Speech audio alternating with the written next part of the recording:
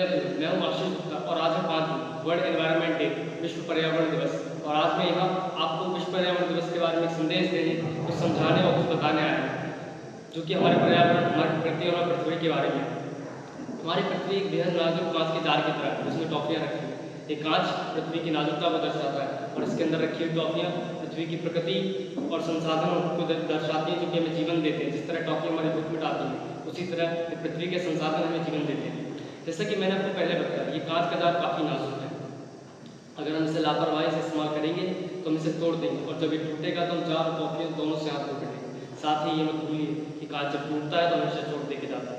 हमारी पृथ्वी भी इसी तरह नाजुक है। अगर इसमें गलत तरीके से बिना किसी परिणाम की क्षमता के कोई लापरवाही के शोषण करते रहे तो एक दिन हम पृथ्वी को काफ़ी बड़ा नुकसान दे देंगे, और पृथ्वी का नुकसान संपूर्ण मानव जाति का नुकसान है। इस कांच के जार की क्षमता सीमित है। अगर हम इसमें एक समय पर एक सीमित संख्या में ही टॉफी निकाल सकते हैं। अगर हम लालच में आकर मुट्ठी भरकर सीमित संख्या से ज़्यादा टॉफी निकालने की कोशिश करेंगे तो हम उस जार को तोड़ने के साथ साथ अपने आप को भी चोट पहुँचा देंगे। यही बात पृथ्वी और उसके संसाधनों के लिए भी लागू होती है। पृथ्वी के पास भी सीमित संसाधन है, और अगर इंसान अपनी भूख में अंधा होकर उस सीमा से अधिक संसाधनों को निकालना चाहेगा तो वो बेशक पृथ्वी को नुकसान पहुँचाएगा।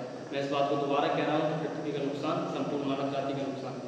इसी के साथ हम एक बात और बोल रहे हैं, अगर हम इसी तरह से जार से टॉफी निकालते रहे और उसे वापस लेने का समय नहीं दिया और टॉफी का बचा हुआ कचरा ही वापस उसमें डाला, तो एक दिन ऐसा आएगा जब हमारे पास जार में एक भी टॉफी नहीं बचेगी तो सिर्फ उसका फेंका हुआ कचरा।